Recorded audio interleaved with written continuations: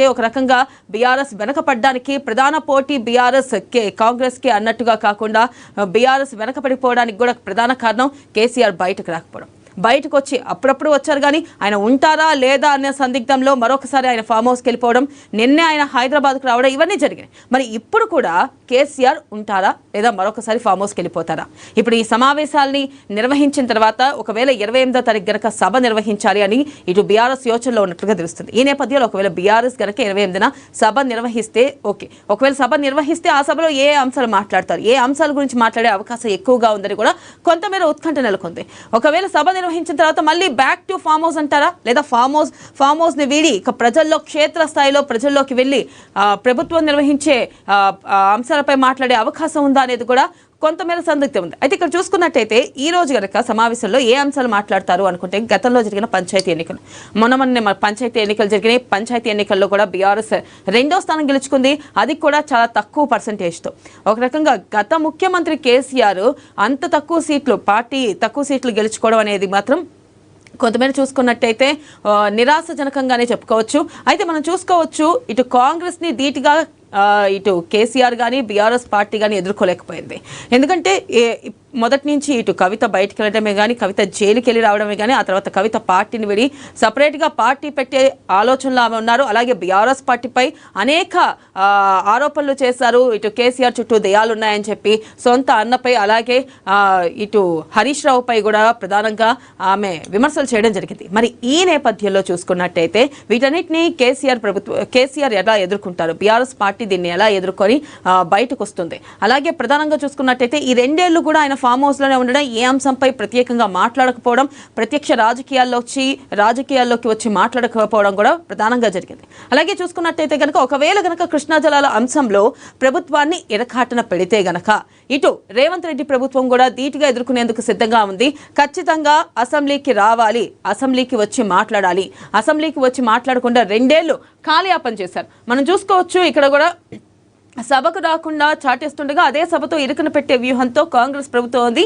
సభా సమరం ఏ మలుపులు తిరుగుతుందో ఆదివారం స్పష్టత ఉంది. అంటే అసలుకి ఎటు మలుపులు తిరిగే అవకాశం ఉంది. ఒకవేళ గనక కేసీఆర్ గనక కాంగ్రెస్ పార్టీని ఇరకాటంలో పెడితే అటు కాంగ్రెస్ పార్టీ కూడా ధీటుగా ఎదుర్కొనేందుకు సిద్ధంగా ఉంది.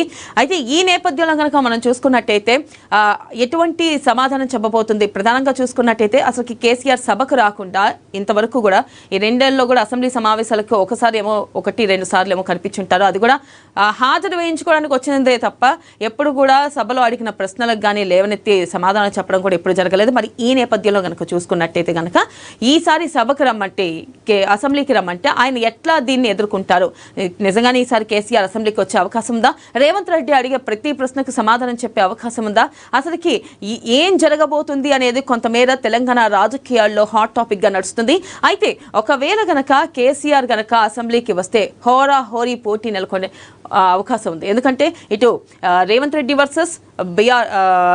వర్సెస్ కేసీఆర్ అనేట్టుగా సభలో చర్చలు జరగనుంటాయి. అయితే ఈ నేపథ్యంలో అసలుకి ఈరోజు సమావేశంలో ప్రధానంగా ఏ నిర్ణయాలు తీసుకుంటారు, 28న సభ పెడితే ఏ అంశాలపై మాట్లాడతారు, జనాకర్షణ కోసం ఏ అంశాలని లేవనెత్తుతారు, ప్రత్యేకంగా తెలంగాణ వాదం అయితే మరొకసారి లేవనెత్తే అంశంగా కనిపిస్తుంది కృష్ణా జలాల అంశంపై.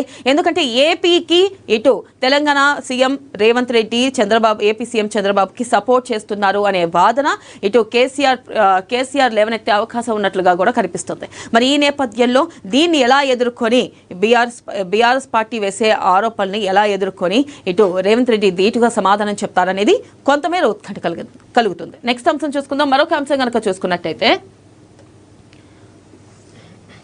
కొండగట్టుకు కొండంత అండ పవన్ కళ్యాణ్ అంజన్న క్షేత్రానికి మహర్దశ. పవన్ కళ్యాణ్ చొరవతో టీటీడీ నుంచి 35,19,00,000 మంజూరు. త్వరలో 96 గదులతో సత్రం నిర్మాణం. పవన్ కళ్యాణ్ కు కృతజ్ఞతలు చెబుతున్న భక్తులు. పవన్ ఆదేశాలతో రంగంలోకి టీటీడీ అధికారులు.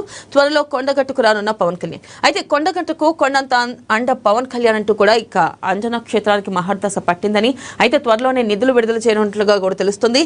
దాదాపుగా 35 కోట్లతో 19 లక్షలు ప్రభుత్వం రిలీజ్ చేయనున్నట్లుగా కూడా తెలుస్తుంది. నెక్స్ట్ కనుక చూసుకున్నట్టయితే మరొక అంశం తెలంగాణ సాగులో నానో విప్లవం. ప్రభుత్వ ఖజానాకు 5,000 కోట్ల పొదుపు. యూరియా యాప్తో అన్నదాతకు సరికొత్త భరోసా.